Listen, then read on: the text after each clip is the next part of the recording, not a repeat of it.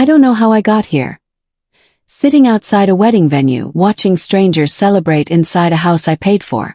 My own brother told me I wasn't close family enough to attend. But before this night is over, the bride will learn the truth. My father will lose the biggest lie he ever told, and the house they call home will no longer belong to them. My name is Serena Coldwell. I'm 32 years old. And the night my brother told me I wasn't invited to his wedding was the night I finally stopped begging my family to see me. It's only for the closest family, he said, and then he laughed. He said it casually like he was canceling dinner plans, not cutting his own sister out of a wedding reception being held inside the $648,000 house I bought for him. I remember staring at my phone, rereading the message while traffic crawled past my office in downtown Charlotte, trying to decide which hurt more, the words themselves or how easily he said them. My parents backed him, of course. They said the guest list was tight. They said the bride's family came first. They said I was being dramatic.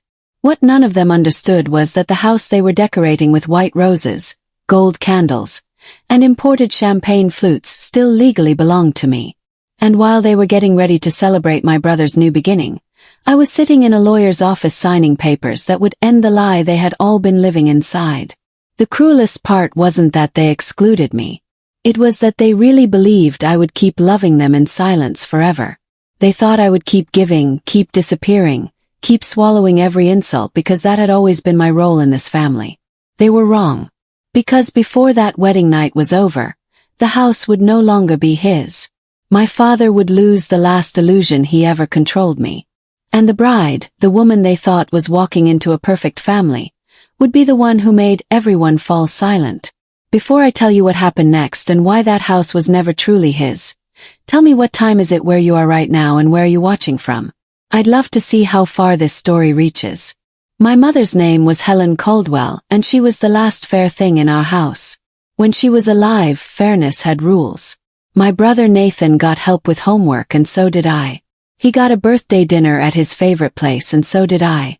He was praised when he worked hard and so was I. Then cancer took her in October when I was 14, and the house split in two before the casseroles were even gone from the kitchen. Nathan was 16, tall, handsome, and already learning how easy life could be when people handed him the center of the room. My father, Gerald Caldwell, loved him the way some men love legacy, loudly, proudly, and without self-awareness. Me he loved in theory. In practice, I became the child who could handle it. My mother's best friend, Patricia Malone, found me after the funeral standing alone near the back pew.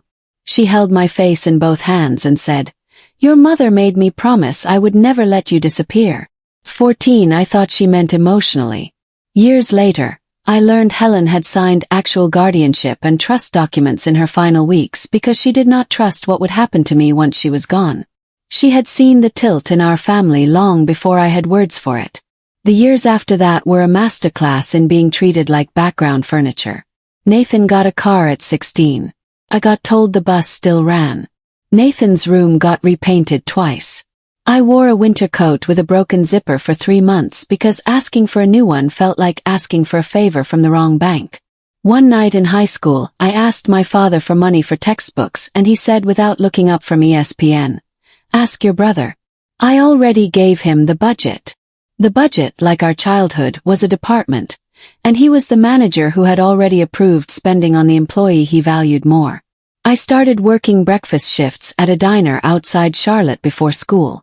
At 16, I was pouring coffee for truckers at 5 in the morning, going to class with grease in my hair, then studying at night while my brother was at golf lessons my father paid for. The ugliest part is not that I struggled. The ugliest part is that I got very good at telling myself it was normal. On my 17th birthday, my father forgot to come home for dinner because he was at Nathan's regional baseball banquet. On my high school graduation day, he showed up 40 minutes late, just long enough to ask whether I could move my boxes out of the hallway before Nathan's friends came over. The pictures from that year tell the whole story. In one, I'm holding an honor cord and squinting in the sunlight. In another, posted the same day on my father's Facebook, Nathan is smiling beside him at a sports bar with the caption, "Proud of my boy." That became the rhythm of my life. At 19, when I made Dean's List, nobody called. At 21, when I passed my licensing exam, my father left me a voicemail 6 days later that began with, "Hey, quick question. Do you know a good lender? Nathan's thinking of refinancing his car." At 23, when I closed my first real estate deal, Patricia brought cupcakes to my tiny apartment, and my father posted photos from Nathan's weekend trip to Lake Norman. At 26, when I hit my first six-figure year in Charlotte real estate, I opened my phone and saw my father sharing Nathan's promotion with a caption, "Sons carry the family forward." Once, after too much bourbon at a 4th of July barbecue, he said the quiet part out loud. "Daughters are easier," he told one of his friends while I stood 6 feet away holding a tray of paper plates. "Sons are the future." I don't think he even realized I heard him. Or maybe he did and assumed I would do what I had always done. Swallow it, smile, clean up after. There were nights I almost quit. Carolina winters are brutal when you're young and broke and too proud to ask for help. I lived above a laundromat for 2 years, slept with a space heater humming beside my bed, and learned to budget by deciding which bill could survive being late. Patricia offered me money more than once. She would slide an envelope across her kitchen table and say, "Your mother left enough that you do not need to suffer like this." And every time I pushed it back because I wanted, stupidly and fiercely, to know that whatever I became would be mine. Not borrowed, not paid, not explained away as a gift. I told myself success would fix the story. If I worked hard enough, built enough, earned enough, surely they would have to see me. Surely competence would become love's translator. Instead, success only made me useful. The more stable I became, the more my family looked at me the way people look at a generator during a power outage, not as a person, as a resource. I thought becoming strong would make them respect me. It only made them more comfortable asking me to carry what they had no intention of carrying themselves. I thought success would finally make them see me. Instead, it only taught them how much they could take. The call came when I was 29 and closing deals fast enough that my weekends barely felt real. My father had not called in almost 3 years. No birthday check-in, no Thanksgiving invite, no how are you, just silence. Then one Wednesday afternoon, his name lit up my phone like nothing had happened. "Your brother needs a proper place," he said after less than 30 seconds. "He's serious about a girl from a good family. Renting doesn't look stable. Help him out. Not would you consider it? Not if you can. Help him out." Like I was being asked to pick up milk on the way home. The girl was Claire Worthington, daughter of a wealthy Charlotte family with country club ties, board memberships, and the kind of polished old Southern social power my father had always admired from a distance. I knew exactly what he wanted. Nathan needed a better life stage. I needed to pay for the set. There is a particular kind of humiliation in realizing the first time your family truly believes in your financial success is the moment they can use it for someone else. I wish I could say I laughed and hung up. I didn't. Some bruised part of me still wanted the miracle. Maybe if I did something big enough, generous enough, undeniable enough, the math would change. Maybe if I gave my brother a house, I would stop being the daughter who made it on her own and become the daughter they were proud to claim. So I bought a 4-bedroom colonial in Waverly, North Carolina, with a deep yard, a renovated kitchen, and enough polished charm to impress people who equated granite countertops with character. The price was $648,000. Paid cash. I kept the deed in my name, which was the only smart thing I did. And that happened because Patricia sat across from me at dinner, narrowed her eyes and said, "If you are determined to do something this reckless, at least do not surrender legal reality along with emotional dignity." She made copies of every document and put one set in her safe. Nathan moved in a week later. He hugged me in the driveway, called me the best sister in the world, and never once asked why none of the paperwork had his name on it. Looking back, that should have told me everything. At first, the erasure was gentle enough to explain away. Thanksgiving was small this year. Christmas was at Claire's parents' place because her family had already planned everything. My father's birthday dinner was just immediate people. Then the omissions became visual. On the 4th of July, I drove by the house on my way to a client showing and saw Nathan in the yard grilling beside a giant banner that read "New Home with Claire" under string lights. her friends taking photos, my father laughing on the patio like he had purchased every brick with his bare hands. Nobody had invited me to the housewarming for the house I bought. A month later, a client meeting ran long in that neighborhood, and by accident or instinct, I passed the street again. There was a Worthington family SUV in the driveway, catered trays visible through the front windows, and Nathan standing on the porch telling a group of guests, "Claire really made this place feel like ours." That word did something ugly inside me. Not because I wanted credit in a loud public way, because I realized he was speaking ownership into existence over and over until everyone around him accepted it as truth. Then came the social editing. Claire posted a Christmas photo from the staircase I had chosen at closing because it reminded me of the kind of warm home my mother would have loved. In the caption she wrote, "Just a quiet family holiday in our home." My father commented with a heart and the words, "So proud of the life you two are building." My name was nowhere in the post, nowhere in the comments, nowhere in the story of how that house existed. A few weeks later, a friend sent me a screenshot of Nathan on Facebook answering a college buddy who asked how he managed to buy so young. "Family helped," Nathan wrote. "Dad made it happen. Dad made it happen." I stared at that sentence so long my screen dimmed. Not only had he erased me, he had reassigned my sacrifice to the one person who had spent half my life making sure I understood I ranked second. The deepest wound came from something stupidly small. I had once picked out a navy front door wreath for that house because Nathan said Claire liked understated decor. The next fall I drove past and saw Claire had replaced it with a monogram wreath bearing an elegant W&C for Worthington and Caldwell. Not Serena, not even neutral. A symbol, literal and public, announcing who counted in that home and who did not. I remember gripping the steering wheel and asking myself a question that embarrassed me by how long it had survived. Why am I still hoping? Why, after every forgotten birthday, every sidelined holiday, every small public lie, was some part of me still waiting for an invitation that meant I belonged? If you were the one who paid for your brother's house, how would you feel watching him smile under a new home banner while your name vanished from the picture? My $648,000 gift did not buy me a place in the family. It only made it easier for them to erase me from it. The lie cracked all the way open because of a phone call from a colleague named Dana Wells. Dana had worked enough Charlotte closings with me to know the difference between nosy gossip and information someone had a right to hear.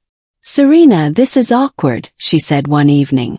"But a man I'm pretty sure is your brother asked a real estate attorney about a quitclaim deed and long-term ownership claims on an occupied property." I went cold. A quitclaim deed meant Nathan wasn't content to act like the house was his. He wanted the paperwork to catch up to the lie. I said almost nothing on the call, thanked her, then drove straight to Patricia's house. She listened without interrupting, then disappeared into her office and came back with my file. Deed, tax receipts, insurance, every proof of ownership in perfect order. "Your mother did not leave me all this paperwork because she trusted your father to do the right thing," she said quietly. "She left it because she knew he might not." That was the night Patricia finally showed me the copy of the guardianship instructions my mother had signed. In one margin beside my name, Helen had written in pen, "She will try to earn love by overgiving. Don't let that destroy her." I had to sit down after reading it. My mother had predicted me with terrifying accuracy. What followed was not one dramatic discovery, but a montage of evidence that turned my stomach because it was so methodical. Nathan had untagged me from old family photos. Claire had referred to my father as the one who helped us build our home.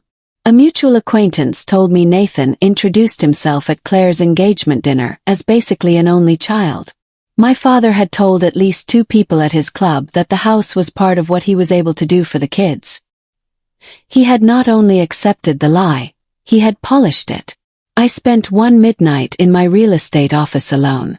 City lights reflected in the conference room glass, screenshotting posts, copying messages, and lining up facts like evidence in a trial I had never wanted to hold.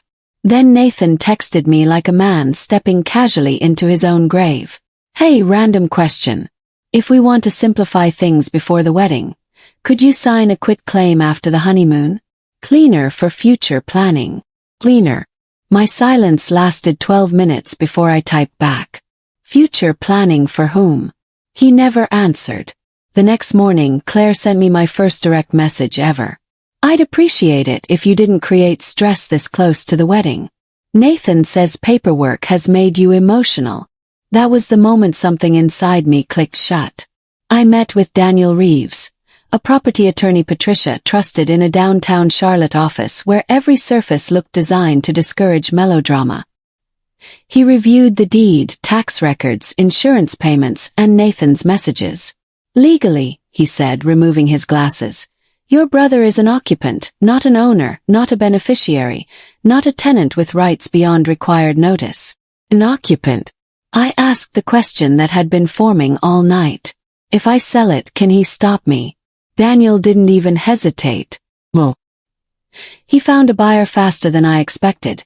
A military family relocating from Fort Bragg who loved the school district and were willing to close immediately if we structured a short post-closing occupancy period before move-in. That detail mattered. It meant the sale could be real, recorded, and irreversible before the wedding while still allowing Nathan and Claire to use the house for the reception and then receive formal notice to vacate. Clean, legal, ruthless only because the truth was late. The wedding was on a Saturday in June. Daniel set closing for Friday at 3:40 p.m. I signed everything with a steady hand I did not recognize as mine. The sale contract recorded that afternoon. Funds hit my account before dinner. Daniel prepared the formal notice to vacate for service the next day, addressed to the occupants, effective 30 days from receipt. Fully compliant. We agreed on one more thing. A brief email to Nathan, Claire, and my father with 3 attachments only. The deed in my name, the signed sale contract, and the notice. No speech, no vengeance monologue. Facts, deadlines, documents. When I left Daniel's office, I sat in my car and cried for exactly 4 minutes. Not because I doubted the decision, because I finally understood that the bridge I thought I had built with that house had never been a bridge. It had been a stage prop in someone else's story. When your brother starts looking for legal ways to take the house you bought him, and your father helps rehearse the lie, the gift has already become a blade. All that remains is deciding who stops bleeding first. The wedding day was bright and offensively beautiful. The kind of Carolina summer Saturday that makes people believe in easy happiness. I did not go to the church. I parked 6 blocks from it and listened to old jazz because silence felt too sharp. Dana texted me in pieces from inside. Claire's dress is insane. Your dad is acting like he's hosting the royal wedding. Nathan looks very pleased with himself. I kept imagining my mother beside me, not approving of what I was doing exactly, but no longer asking me to carry what should have broken years ago. After the ceremony, I drove toward Cloverfield Drive and parked 3 blocks away from the house. The reception was scheduled there, printed on thick cream invitations that described it as the couple's home. At 5:52 p.m., the first wave of guests began arriving. Caterers moved in. Valet cones went up. String lights came alive over the backyard I had paid to landscape. At 6:11 p.m., the wedding party's shuttle pulled up. Dana called me, whispering like she was narrating a robbery. They're here. Claire's getting out. Your dad is already by the front steps. Nathan is doing that fake humble smile. What happened next is the image I think about most. Not because it was loud, because it was exact. Daniel's courier had timed the delivery perfectly. He stepped onto the porch just as Claire reached the front walk, still holding her bouquet, and asked for the occupants of record to accept a legal packet. Nathan tried to wave him off with wedding day arrogance. Claire took the envelope instead. That alone made the yard go quieter. Brides are allowed to open anything handed to them on their wedding day. No one questions it. She scanned the first page, frowned, then opened the second. Dana stopped whispering and said very softly, "Oh my God." Claire looked up at Nathan and asked, not loudly, but clearly enough that the front half of the guests heard it, "Who is Serena Caldwell?" Nobody moved. My father started forward. Nathan reached for the papers. Claire took one step back in her wedding dress, kept the packet in her hand, and asked again, sharper this time, "Who is Serena Caldwell?" And why does this deed say she owns this house? That was the silence from the title. Not dramatic movie silence, the real kind. Shoes on stone ice. A violinist stopping mid-note because even he could feel the air shift. At 6:19 p.m., while they were all still frozen at the front walk, I sent the email. Subject line. Property records. Body. The property at 22 Cloverfield Drive closed on June 14th. Attached are 1. The recorded deed showing my ownership, 2. The signed sale agreement, and 3. The formal notice to vacate within 30 days. I wish you both a long and honest marriage. Serena. 3 attachments, no adjectives, no pleading, no rage. Dana texted 1 second later. Your father just checked his phone. Then, Nathan looks like he might pass out. Then Claire is reading the email now. I sat in my car with both hands on the wheel, feeling neither triumphant nor shattered, just incredibly still. In the house, champagne was chilled. In the yard, 200 guests waited for a reception that had just turned into a reckoning. While they were raising glasses to the future, I had signed papers that ended the role they wrote for me. While they were arriving at the house they thought was part of their perfect story, the truth was already standing on the porch. In the middle of their celebration, I had done the one thing my family never believed I would do. Had chosen myself. Dana's call that night lasted 43 minutes. And I remember every detail because revenge, when it is real, is rarely a single explosion. It is a structure collapsing beam by beam while everyone watches. Claire stood on the front walk with her veil pinned over one shoulder, rereading the deed as if the paper might change if she stared long enough. Nathan tried first for speed. Serena's my sister, he said too fast, too casual, already sounding guilty. She helped us temporarily. It's complicated. My father stepped in with the tone he used when he believed volume could replace truth. Today is not the day for legal confusion. Claire ignored him. She looked at Nathan and asked, You told my parents your father helped you buy this house. You told me this house was effectively yours. You told me you had no sister close enough to invite. Why is her name on the deed? Nathan's mouth opened and closed without anything useful coming out. Claire's mother, Margaret Worthington, reached the porch by then, accepted the packet from Claire, and read enough to understand the disaster within seconds. According to Dana, Margaret's face went from social politeness to aristocratic contempt so quickly it was almost elegant. Reception can wait, she said. Explanation cannot. They moved the confrontation from the front walk into the foyer, but the open double doors and the halted guest flow meant half the reception heard fragments anyway. She's dramatic. That's not what happened.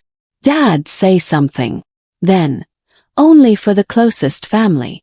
Claire repeated that exact phrase because Nathan in his panic admitted he had said it to me. Dana said Claire's expression changed at that line, not into tears, into clarity. She removed her bouquet ribbon from her wrist and handed the flowers to a bridesmaid without looking away from him. You told your own sister she wasn't close enough for your wedding, she said, after she bought you this house. The bridesmaid didn't even know where to put the bouquet. My father tried to turn it into an attack on me. Serena has always made things theatrical, he said. Claire didn't raise her voice when she answered, which is probably why it landed so hard. No, Gerald, she made things legal. You made things shameful.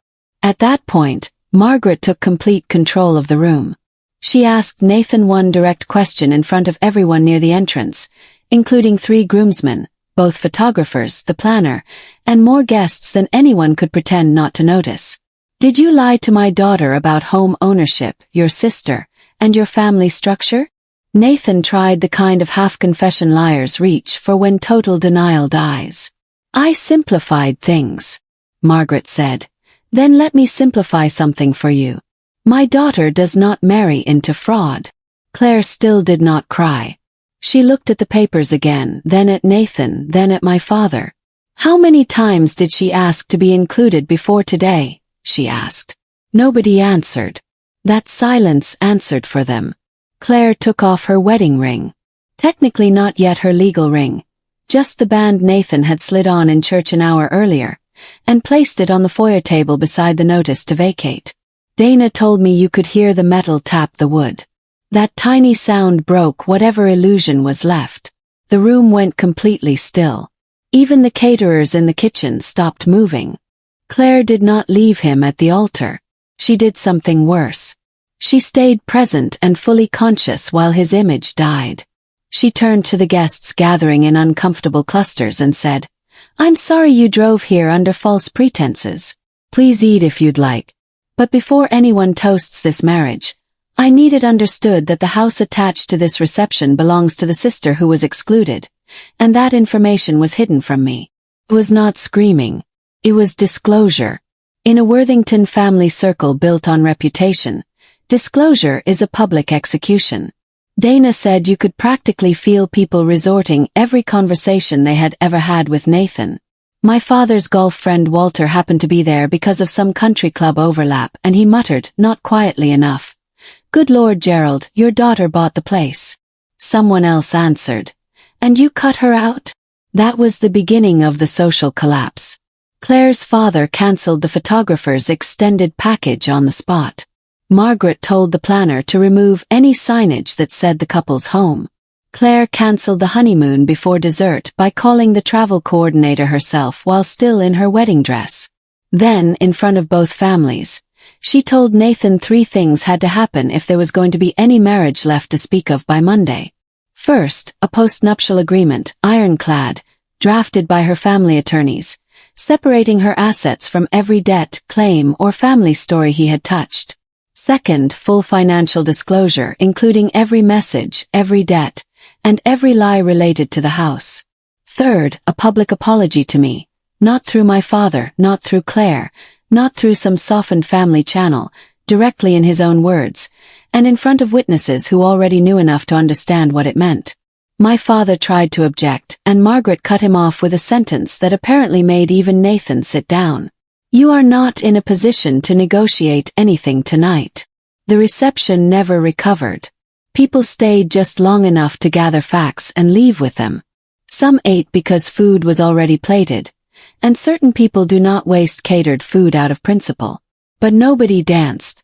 The DJ stood idle for nearly an hour before packing up early. The best man avoided Nathan completely after learning the truth. One of Claire's cousins openly asked whether Nathan had lied about other assets too.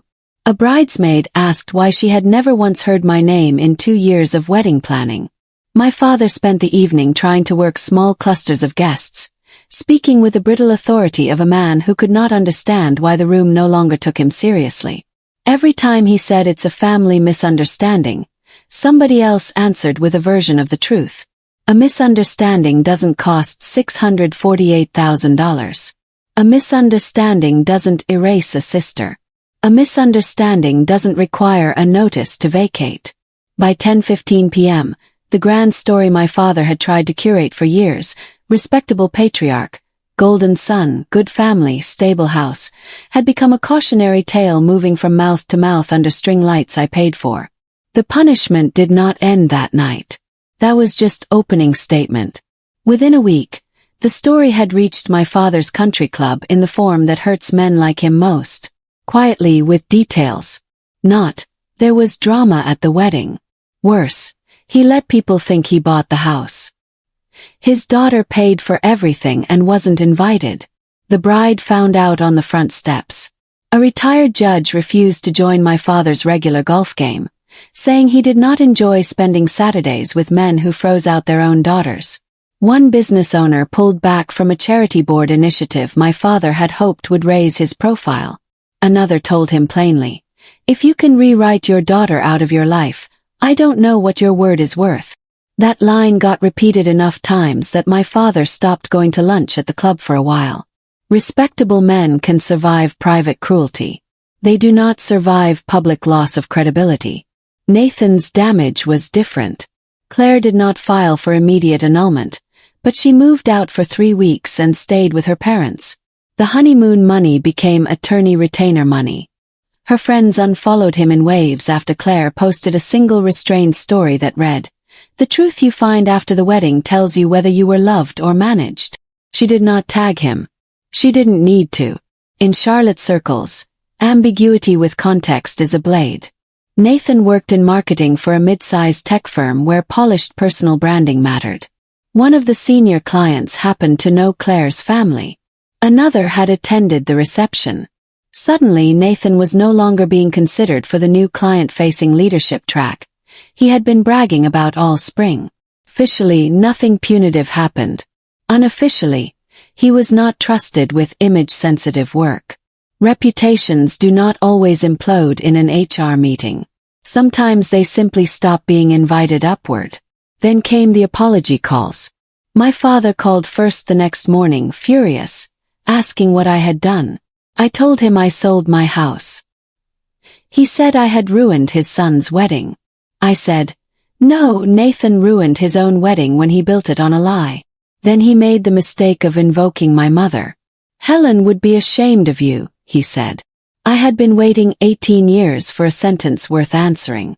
No, I told him, calm as glass. Mom would be ashamed that you made her daughter buy her way to the edge of the family and still wouldn't let her in. He hung up. Nathan called later, voice wrecked, switching between anger and bargaining so quickly it almost sounded like a child trying different keys in the wrong lock. He threatened to sue. I told him to go ahead. He said we were family. I asked if that was before or after he told his wife he was basically an only child. Silence, then tears. Real ones maybe. But even then, when I asked the only question that mattered, sorry for what exactly? He could not say it. He could not name the theft because naming it would also name me.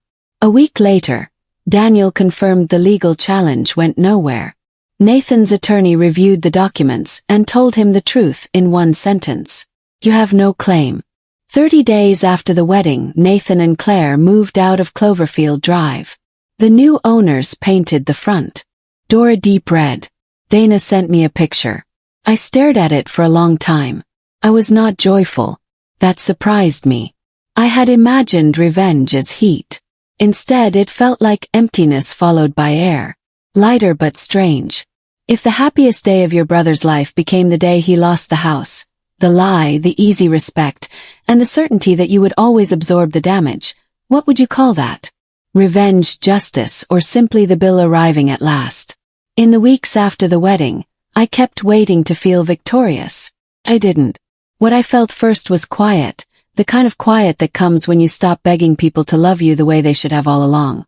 I used part of the money from the sale to pay off the student debt I should never have had in the first place.